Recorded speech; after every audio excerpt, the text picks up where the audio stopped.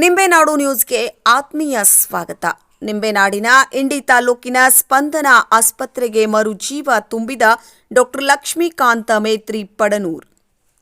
ಹೌದು ವೀಕ್ಷಕರೇ, ಹಲವು ವರ್ಷಗಳಿಂದ ಬಂದ್ ಬಿದ್ದಿರುವ ಆಸ್ಪತ್ರೆಗೆ ಜೂನ್ 30, 2024ರಿಂದ 2025 ಸುದೀರ್ಘವಾಗಿ 1 ವರ್ಷಗಳ ಕಾಲ ಸಾಕಷ್ಟು ಏಳು ಬೀಳುಗಳ ನಡುವೆ ಅನೇಕ ಜನರ ಸಹಾಯ ಸಹಕಾರದಿಂದ ಈ ಆಸ್ಪತ್ರೆಗೆ ಮರುಜೀವ ನೀಡಿದ್ದಾರೆ ಡಾಕ್ಟರ್ ಲಕ್ಷ್ಮೀಕಾಂತ ಮೇತ್ರಿ ಅವರು.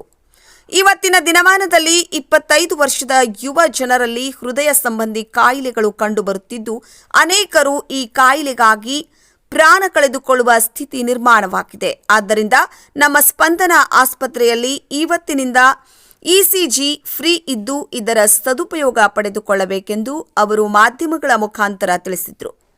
ಈ ಸಂದರ್ಭದಲ್ಲಿ doctor Ritesh Mooraman, MD anaesthesia, doctor Shankargouda Patil, MS ortho surgeon, doctor Shantala Patil, MD anaesthesia specialist, doctor Sohail Malkhed, MS general surgeon ಸೇರಿದಂತೆ ಅನೇಕರು, ಆಸ್ಪತ್ರೆ ಸಿಬ್ಬಂದಿಗಳು ಸೇರಿದಂತೆ ಇನ್ನಿತರರು ಉಪಸ್ಥಿತರಿದ್ದರು.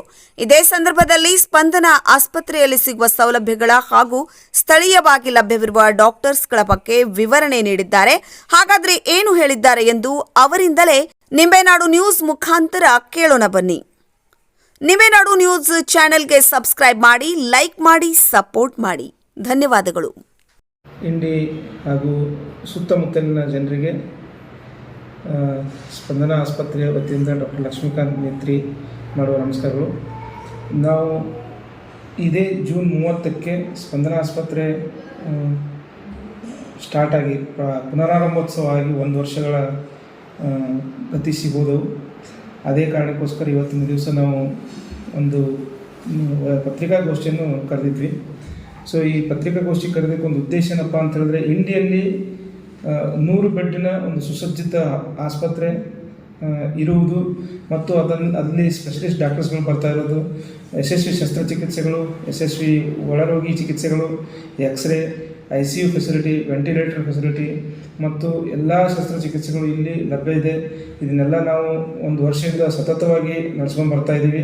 ಸೊ 1 ವರ್ಷಗಳ ಕಳೆದು ಇವತ್ತಿಗೆ ಒಂದು ಯಶಸ್ವಿಯಾಗಿ ಒಂದು 160ರಿಂದ 200ವರೆಗೂ ಯಶಸ್ವಿ ಶಸ್ತ್ರಚಿಕಿತ್ಸೆಗಳು ಮಾಡಿದ್ದೀವಿ. ಹಾಗೂ 1400 ಒಳರೋಗಿಗಳ ಚಿಕಿತ್ಸೆಯನ್ನು ಮಾಡಿದ್ದೀವಿ. ಒಂದು 6000 ಹೊರರೋಗಿಗಳ ಚಿಕಿತ್ಸೆಗಳನ್ನು ಕೂಡ ನಾವು ಇಲ್ಲಿ ಯಶಸ್ವಿಯಾಗಿ ಮಾಡಲಾಗಿದೆ. ಮತ್ತು 40 ಉಚಿತ ಕ್ಯಾಂಪ್ಗಳನ್ನು ಕೂಡ ನಾವು ನಮ್ಮ ಈ ಇಂಡಿ ಜನತೆ ಗ್ರಾಮಗಳಿಗೆ ಮತ್ತು ಇಂಡಿ ಭಾಗದಲ್ಲಿ ನಾವು ಇಲ್ಲಿವರೆಗೆ ಕೈಗೊಳ್ಳಲಾಗಿದೆ. ಹಾಗೂ ಇಂಡಿ ಜನತೆಗೋಸ್ಕರ ಇವತ್ತೊಂದು ಒಳ್ಳೆಯ ಒಂದು ದಿನ ಆಗಿರೋದ್ರಿಂದ ನಾವು ಈ ಏನು 1-2 ತಿಂಗಳುಗಳಿಂದ ಈ ನ್ಯೂಸಲ್ಲಿ ನಡೀತಾ ಇದೆ, ಯಂಗ್ ಜನರೇಷನ್ ಹಾರ್ಟ್ ಅಟ್ಯಾಕ್ ಅಂತ ಹೇಳ್ಬಿಟ್ಟು 32-35 ವರ್ಷ ಹುಡುಗರಿಗೆಲ್ಲ ಹಾರ್ಟ್ ಅಟ್ಯಾಕ್ ಆಗಿ ಸಾಯ್ತಾ ಇದ್ದಾರೆ. ಅದಕ್ಕೋಸ್ಕರ ಒಂದು ಜನಪರ ಕಾಳಜಿ ಇರೋದ್ರಿಂದ ಎಲ್ಲ 25 ವರ್ಷದ ಮೇಲ್ಪಟ್ಟ ಜನರಿಗೆ ಇಂಡಿ ಮತ್ತು ಇಂಡಿ ಸುತ್ತಮುತ್ತಲಿನ ಭಾಗದವರಿಗೆ ಎಲ್ಲರಿಗೂ ಕೂಡ ಉಚಿತವಾಗಿ ECG ಮಾಡಬೇಕು ಅಂತ ಹೇಳ್ಬಿಟ್ಟು ನಾವು ಇವತ್ತು ನಿರ್ಣಯ ಕೈಗೊಂಡು, ಸೊ ಇವತ್ತಿನಿಂದ ಉಚಿತವಾಗಿ ECGಯನ್ನು ಎಲ್ಲ ಜನರಿಗೆ ಮಾಡ್ತಾ ಇದ್ದೀವಿ. ಎಲ್ಲರಿಗೂ ಸದುಪಯೋಗ ತಗೋಬೇಕು, ಬರಬೇಕು, ಉಚಿತವಾಗಿ ECG ಮಾಡ್ಕೋಬೇಕು, ಅದು ಒಪಿನಿಯನ್ ತೊಗೊಂಡು ಡಾಕ್ಟ್ರ್ ಏನು ಹೇಳ್ತಾರೆ ಅದನ್ನು ಪಾಲಿಸಬೇಕು. ಮುಂದೆ ಏನಾದರೂ ಅನಾಹುತಗಳು ಆಗೋದಿದ್ದಲ್ಲಿ ಈಗಲೇ ನಿಮಗೆ ಗೊತ್ತಾಗ್ತದೆ ಇದು ಅನಾಹುತ ಆಗ್ತದೆ, ಇದಕ್ಕೆ ನಾವು ಟ್ರೀಟ್ಮೆಂಟ್ ತೊಗೋಬೇಕು ಅಂತೇಳಿ. ಸೊ ಅದಕ್ಕೋಸ್ಕರ ಎಲ್ಲ ಯಂಗ್ ಜನರೇಷನ್ ಬಂದು ECG ಮಾಡ್ಕೊಳ್ಳೋದ್ರಿಂದ ನಿಮಗೆ ಮುಂದೆ ಏನೋ ತೊಂದರೆ ಆಗೋದೆಲ್ಲ ಈಗ ಗೊತ್ತಾಗ್ತದೆ.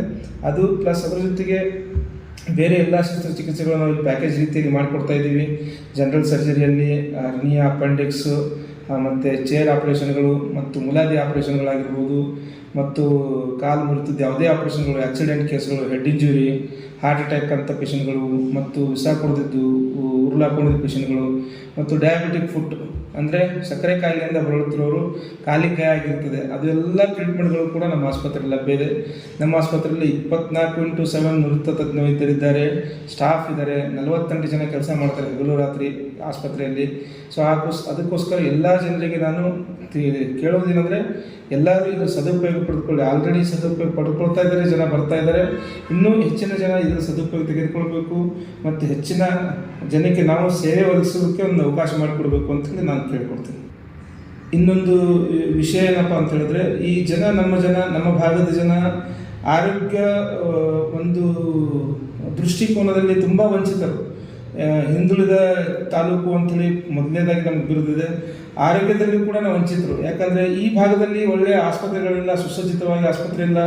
ಎಮರ್ಜೆನ್ಸಿ, ಟ್ರಾಮಾ ಮತ್ತು ಆಕ್ಸಿಡೆಂಟ್ಗಳಲ್ಲಿ ಯಾರೂ ಸರಿಯಾಗಿ ಇಲ್ಲಿ ಸ್ಪಂದನೆ ಇಲ್ಲದ ಕಾರಣ ಹಳೆಯ ಕಾಲದಿಂದಲೂ ನಮ್ಮ ಜನ ಮಿರಜ್, ಸಾಂಗ್ಲಿ, ಸೋಲಾಪುರ್, ಬಿಜಾಪುರ್, ಜಯಸಿಂಗ್ಪುರ್ ಅಂತ ದೊಡ್ಡ ದೊಡ್ಡ ಊರುಗಳಿಗೆ ಹೋಗಿ ಶಸ್ತ್ರಚಿಕಿತ್ಸೆಗಳು ಮಾಡಿಸ್ಕೊಂಡು ಬರ್ತಾಯಿದ್ರು.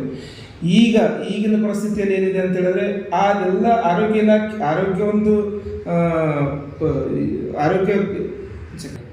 ವಿಭಾಗದಲ್ಲಿ ಈಗ ನಾವು ತುಂಬ ಮುಂದುವರೆದಿದ್ದೀವಿ ಇಂಡಿ ತಾಲೂಕು. ಸೊ ಇಂಥ ಒಂದು 100 ಬೆಡ್ ಸುಸಜ್ಜಿತ ಆಸ್ಪತ್ರೆ ಇಂಡಿ ತಾಲೂಕಿನಲ್ಲಿದೆ. ಇದರಲ್ಲಿ ಎಲ್ಲ ಒಳ್ಳೆ ಆಧುನಿಕ ಯಂತ್ರೋಪಕರಣಗಳಿದ್ದಾವೆ. ಆಧುನಿಕ ಯಂತ್ರೋಪಕರಣಗಳನ್ನು ನಿಭಾಯಿಸೋದಕ್ಕೆ, ನಡೆಸೋದಕ್ಕೆ ತಜ್ಞವಿದ್ದರು ಇಂಡಿಗೆ ಬರ್ತಾ ಇದ್ದಾರೆ. ಎಲ್ಲ ಆಪರೇಷನ್ಗಳು ಇಂಡಿಯಲ್ಲೇ ಆಗ್ತಾ ಇದ್ದಾವೆ. ಸೊ ಎಲ್ಲ ಏನು ಆಪರೇಷನ್ ಮಿರಜ್, ಜಯಸಿಂಗ್ಪುರ್ನಲ್ಲಿ ಆಗ್ತವೆ, ಎಲ್ಲಕ್ಕೂ ಇಂಡಿಯಲ್ಲಿ ಆಗ್ತವೆ. ಅಲ್ಲಿ ಆಗದೆ ಇರೋದಂತೂ ಇಲ್ಲಿ ಆಗೋದಂತಲ್ಲ. ಇಂಥ ಆಸ್ಪತ್ರೆ ನಿಮ್ಗೆ ಮಿರಾಜಲ್ಲಿ ಸಿಗಲ್ಲ. ಇಷ್ಟು ದೊಡ್ಡ ಇಕ್ವಿಪ್ಮೆಂಟ್ಸ್ ಇರೋದು ಮಿರಾಜಲ್ಲಿ ಸಿಗಲ್ಲ. ನೀವು ಮಿರಾಜ್ ಸಾಂಗ್ಲಿಗೆ ಹೋದರೆ ನಿಮಗೆ ಎಲ್ಲಿ ಕೂರಿಸ್ಬೇಕು ಹೊರಗಡೆ ಕೂರಿಸ್ತಾರೆ. ನಿಮಗೆ ಮಾತಾಡ್ಸೋದು ಇಲ್ಲ ಯಾರು ಡಾಕ್ಟರ್ಸ್ಗಳು, ಅಲ್ಲಿ ಅಷ್ಟು ಬ್ಯುಸಿ ಇರ್ತಾರೆ ಅವರೆಲ್ಲ.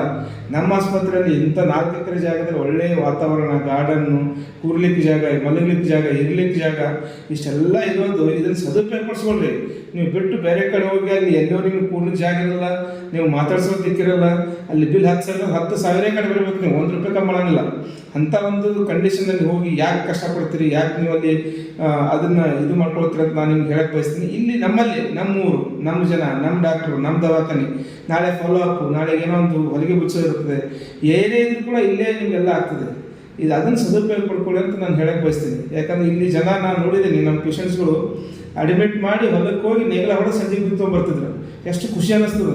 ಇಲ್ಲೇ ನಮ್ಮ ಪೇಷಂಟ್ ಇರುತ್ತೆ, ನಾವೆಲ್ಲ ನೋಡ್ಕೊತಿರ್ತೇವೆ, ಹೊಲಕ್ಕೆ ಹೋಗಿ ತನ್ನ ಕೆಲಸ ಮುಗಿಸೋ ಬುದ್ಧಿ ತೊಗೊಂಡು ಊಟ ಮಾಡಿಸಿ ಡಿಸೈಡ್ ಮಾಡಿ ಕರ್ಕೊಂಡು ಹೋಗಿದ್ದನ್ನು ಕೂಡ ನಾನು ಉದಾಹರಣೆ ನೋಡಿದ್ದೀನಿ. ಮಲ್ಗಲಿಕ್ಕೆ ಒಳ್ಳೆ ಅವಕಾಶ, ಒಳ್ಳೆ ಸಾರುವ ಜಾಗ ಇದೆ ರಾತ್ರಿ ಮಲ್ಗಲಿಕ್ಕೆ. ನಮ್ಮಲ್ಲಿ ಪೇಷಂಟ್ ಅಡ್ಮಿಟ್ ಮಾಡಿದ್ರೆ ಒಬ್ಬೊಬ್ರು ಮನೆಗೆ ಹೋಗ್ಬಿಡ್ತಾರೆ, ಅಡ್ಮಿಟ್ ಮಾಡಿ ಬೆಳಿಗ್ಗೆ ಹೋಗ್ತಾರೆ, ಸಾಯಂಕಾಲ ಬರ್ತಾರೆ. ಅಂಥ ಒಂದು ಫೆಸಿಲಿಟಿ ನಮ್ಮಲ್ಲಿ ಇಂಡಿಯಲ್ಲಿ ಸಿಗಬೇಕಾದ್ರೆ ನೀವು ಇದನ್ನು ಸದುಪಯೋಗ ಪಡ್ಕೊಳ್ಬೇಕು. ನಮ್ಮ ಜನ ಮೂರ್ಖರಲ್ಲ. ನಮ್ಮ ಜನರನ್ನು ಮೂರ್ಖರನ್ನಾಗಿ ಮಾಡಿ ಅಲ್ಲಿವರೆಗೂ ಕಳಿಸ್ತಿದ್ದಾರೆ. ಏನಂತೇಳಿ ಅಲ್ಲಿ ಚೆನ್ನಾಗಿದೆ ಹೋಗು, ಇಲ್ಲಿ ಚೆನ್ನಾಗಿದೆ ಹೋಗು. ನೋಡ್ರಿ, ಎಲ್ಲ ಕಡೆ ಟ್ರೀಟ್ಮೆಂಟ್ ಒಂದೇ ಇರ್ತದೆ.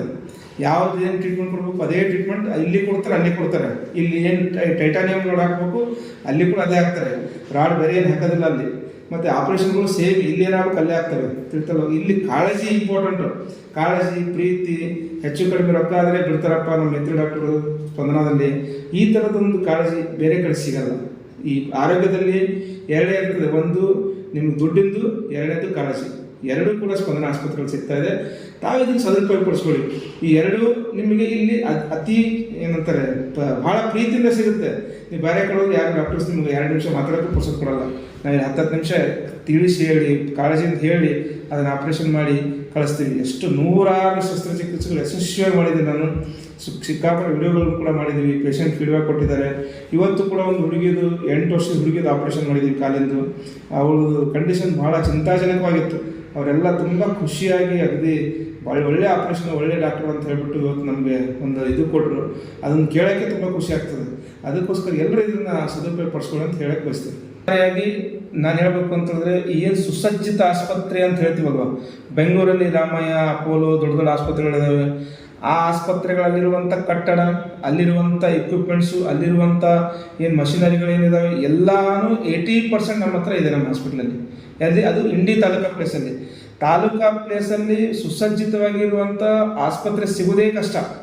ಈಗ ಒಂದು ವೇಳೆ ಡಾಕ್ಟರ್ ಬಂದು ಆಪ್ರೇಷನ್ ಮಾಡ್ತಾರೆ ಅಂದರೆ ಎಲ್ಲ ಇರಬೇಕು. ನಮ್ಮ ಹತ್ರ ಸೆಂಟ್ರಲ್ ಆಕ್ಸಿಜನ್ ಇದೆ, ಎಲ್ಲನೂ ಸುಸಜ್ಜಿತವಾಗಿದೆ. ಇಲ್ಲ ಅಂತ ಇಲ್ಲ. ನಮ್ಮ ಹತ್ರ ವೆಂಟಿಲೇಟರ್ ಹಿಡ್ಕೊಂಡು ಪ್ರತಿಯೊಂದು ಐಟಮ್ಸ್ ಇದೆ ನಮ್ಮ ಹತ್ರ.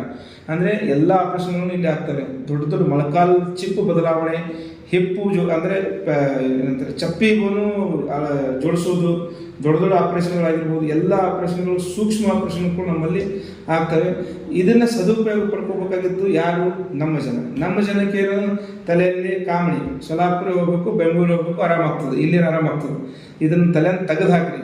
ಅದು ಕಾಲಿತ್ತು ಒಂದು, ಆ ಕಾಲ ಹೋಗಿದೆ, ಈ ಹೊಸ ಕಾಲ ಬಂದದ. ಈ ಕಾಲದಾಗ ಏನಾದ್ರೆ ಎಲ್ಲ ಸೌಲಭ್ಯಗಳು ನಮ್ಮಲ್ಲಿ ಸಿಗ್ಲಿಕ್ಕತ್ತವೆ. ಇದ್ರ ಸದುಪಯೋಗ ಪಡ್ಕೋರಿ. ಇಲ್ಲಿ ಆಗಿಲ್ಲ ಅಂತ ಹೇಳಿದ್ರೆ ನಾವು ಹೇಳ್ತೀವಿ ಇದು ಮುಂದೆ ಹೋಗ್ರಿ ಇದಾಗ್ತದೆ ಅಂತ ಹೇಳ್ಬಿಟ್ಟು ನೀವು ಇದನ್ನು ಬಿಟ್ಟು ನಿಮ್ಮ ಅಮೂಲ್ಯವಾದ ಸಮಯವನ್ನು ಯಾರೋ ಒಬ್ಬ ಮಿಡಲ್ ವ್ಯಕ್ತಿ ಹೇಳ್ತಾನೆ ನಿಮ್ಗೆ ಸೋಲಾಪುರಕ್ಕೆ ಹೋರಿ ಬಿಜಾಪುರ ಅರ್ಜೆಂಟ್ ಹೋರಿ ಹಾಗೆ ಹೋಗ್ತಾ ಸತ್ತಾರೆ ಎಷ್ಟೋ ಜನ ನನ್ನ ಕಣ್ಣಾರೆ ನೋಡಿದ್ದೀನಿ. ನಿನ್ನೆ ಬಿಟ್ಟು ಮೊನ್ನೆನೇ 32 ವರ್ಷದ ಹುಡುಗ ಬೇನೂರು ಹುಡುಗ ಬಂದ, ಬೆವರು ಇಳಿದಿತ್ತು, ಮೈಯೆಲ್ಲ ಬೆವತಿದ್ದ, ತಲೆ ಚಕ್ರ ಬರ್ತಿತ್ತು. ECG ತೆಗೆದ, ECGಯಲ್ಲಿ ಹಾರ್ಟ್ ಅಟ್ಯಾಕ್ ಅಂತ ಬಂತು. ನಮ್ಮದೇ ಸ್ವಂತ ಆಂಬುಲೆನ್ಸ್ ಆಕ್ಸಿಜನ್ ನನ್ನ ಸ್ಟಾಫನ್ನು ಕೊಟ್ಟು ನಾನೇ ಬಿಜಾಪುರ ಹಾಸ್ಪಿಟಲ್ ಕಳಿಸಿದ್ದೀನಿ, ಅವನು ಬದುಕುಳಿದಾನೆ. ಹಾಗೆ ಸಮಯ ಭಾಳ ಅಮೂಲ್ಯವಾಗಿರ್ತದೆ. ನಿಮ್ಮ ಊರಿನ ಆಸ್ಪತ್ರೆಯಲ್ಲಿ ನೀವು ಟ್ರೀಟ್ಮೆಂಟ್ ತೊಗೊಂಡು ಮುಂದಕ್ಕೆ ಹೋದ್ರೆ ಜವಾಬ್ದಾರಿ ಇರ್ತದೆ ನಮಗೆ, ಕಳಿಸಿ ನಮ್ಮೂರ ನಾವು ಕರ್ಸ್ಕೊಂಡ್ಬರ್ಬೇಕಲ್ಲಪ್ಪ ಅಂತೇಳಿ. ನಾಳೆ ನಿಮ್ಮನ್ನು ನಾವು ಆರಾಮಾಗಿ ಮಾಡಿದ್ರೆ ನೀವು ನಮ್ಮನ್ನು ಹೊಗಳ್ತೀರಿ. ನೀವು ಅಲ್ಲಿ ಯಾರೋ ಜಯಸಿಂಗ್ಪುರ ಎಲ್ಲೋ ಮ್ಯಾರೇಜಲ್ಲಿ ನೀವು ಮಾಡ್ಸ್ಕೊಂಡ್ಬರ್ತೀರಿ, ನಾಳೆ ಏನಾದ್ರೆ ಹೋಗಿ ಕೇಳೋಕೆ ನಿಮ್ಮ ಹತ್ರ ಟೈಮ್ ಆಗಿಲ್ಲ, ಹೋಗೋಕ್ಕೂ ಆಗಿಲ್ಲ. ಏನಾದ್ರೆ ಇಲ್ಲಾದರೆ ಅಟ್ಲೀಸ್ಟ್ ಹೊರಗೆ ಬಿಚ್ಚೋದಿರಲಿ, ಏನೇ ಇರಲಿ, ಏನೇ ಸಮಸ್ಯೆ ಇದ್ದರೆ ನಾವು ಡಾಕ್ಟರ್ ಹತ್ರ ಹೋಗೋಣ ಒಂದು ಕಾಳಜಿ ಇರ್ತದೆ. ಅದಕ್ಕೋಸ್ಕರ ತಮ್ಮಲ್ಲಿ ಕೇಳೋದೇನೂ ಇಲ್ಲ. ಇದ್ರದ್ದು ಏನು ಹೇಳ್ತಿದ್ದೀವಿ ಇವತ್ತೇನು ಪ್ರೆಸ್ ಮೀಟ್ ಮಾಡಿ ಇದನ್ನು ಸದುಪಯೋಗ ಪಡ್ಕೊಳ್ಳಿ ಜನ. ECG ಫ್ರೀ ಇದೆ, ಪದೇ ಹೇಳ್ತಾ ಇದ್ದೀನಿ. 25 ವರ್ಷದ ಮೇಲ್ಪಟ್ಟವರು ಎಲ್ಲರೂ ECG ಮಾಡ್ಕೋರಿ ಬಂದು. ಏನಾದರೂ ಇದ್ದರೆ ನಿಮ್ಗೆ ಗೊತ್ತಾಗ್ತದೆ. ಮತ್ತು ಹೃದಯರೋಗ ತಜ್ಞರು ಕೂಡ ಪ್ರತಿ ರವಿವಾರ ಬರ್ಲಿಕ್ಕೆ ರೆಡಿ ಆಗಿದ್ದಾರೆ. ನಿಮಗೋಸ್ಕರ ಇಲ್ಲಿ ಪ್ರತಿ ರವಿವಾರ ಬರ್ತಾರೆ. ಅಲ್ಲಿ ಬಂದು ಹಾರ್ಟಿನ ದಿನ ತೊಂದರೆ ತೋರಿಸ್ಕೊಂಡು ಹೋಗ್ರಿ. ಮತ್ತು ಮಂಗಳವಾರ ಬುಧವಾರ doctor Shankargouda Patil orthopaedic surgeon ಬರ್ತಾರೆ. ಏನೇ ಎಲ್ಲಿಂದಿದ್ರು ತೋರಿಸ್ಕೊಂಡು ಹೋಗ್ರಿ. ಎಮರ್ಜೆನ್ಸಿಯಲ್ಲಿ ಎಲ್ಲ ಆಪರೇಷನ್ಗಳಿಗೂ ಎಲ್ಲ ಡಾಕ್ಟರು 10 ನಿಮಿಷದಲ್ಲಿ ಅವೈಲೇಬಲ್ ಆಗ್ತಾರೆ. ಯಾಕಂದರೆ ಎಮರ್ಜೆನ್ಸಿಲಿ ನಮ್ದೆಲ್ಲ ಟೀಮ್ ರೆಡಿ ಇರುತ್ತೆ. ಯಾವುದೂ ಏನೂ ಲೇಟ್ ಮಾಡೋಂಗಿಲ್ಲ. ಇಲ್ಲಿ ಎಲ್ಲ ಟ್ರೀಟ್ಮೆಂಟ್ಗಳು ಒಳ್ಳೆಯದಾಗಿ ಕೊಡ್ತಾ ಇದ್ದೀವಿ. ತಮ್ಮ ಎಲ್ಲ ಏನೇ ತೊಂದರೆ ಇದ್ರೂ ಕೂಡ ಸ್ಪಂದನ ಆಸ್ಪತ್ರೆಗೆ ಬಂದು ತೋರಿಸ್ಕೊಂಡು ಹೋಗ್ರಿ. ಧನ್ಯವಾದಗಳು.